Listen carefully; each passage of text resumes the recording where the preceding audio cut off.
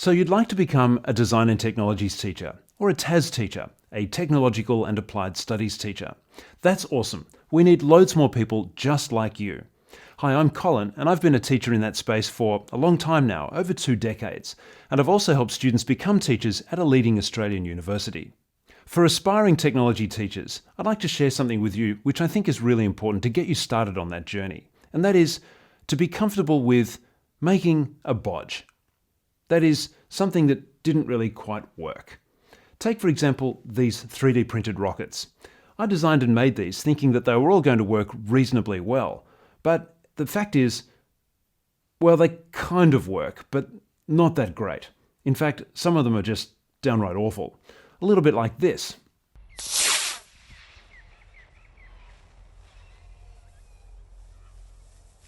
Or like this.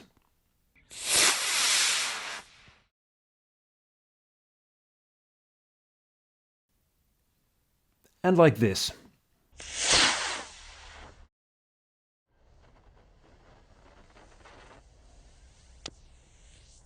Now the good news is that they did actually mature into designs that worked really, really well. In fact, they flew beautifully, a little bit like this.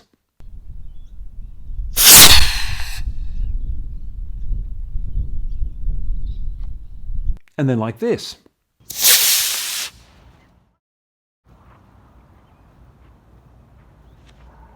Or like this one.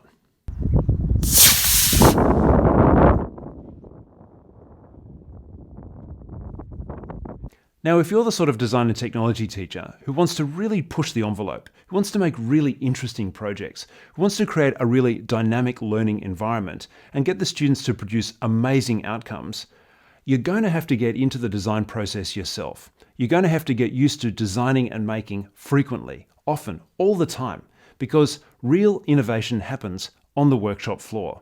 And of course, not only does real innovation happen there, but real failure as well, because not everything comes out just right the first time. Going through this process is actually going to help you a lot when you deal with students. It's one thing to say, oh, I didn't get that quite right, and well, I'll just put that to the side, and I'll just bring up the really nice model. It's actually a really useful thing to be able to say to a student, guess what, I've actually had those problems as well. In fact, I've designed and made things that didn't really work the first time, or at all, and in fact, here's one I bodged earlier, and then you can pull one in and say, well, look at that. Here are the mistakes that I made. Going through that process yourself is going to make it much easier to relate to the student who's also going through that learning process when they start to design and make their own projects, especially when they're trying to respond to briefs that you've set for them. So if you can understand more clearly or be a little bit more sensitive to the experiences that the students are going to go through because you've been through it yourself, I guarantee you're going to have a better learning environment. You're going to feel better about what it is that you're trying to help the students with. I think it'll be much more fulfilling for you as a teacher, and I think it'll actually generate much better outcomes for your students. So I encourage you to think about that. Be comfortable with the idea of making a bodge on your pathway to excellence. Let me know how you go with that in the comments section, and we'll see you in the next video.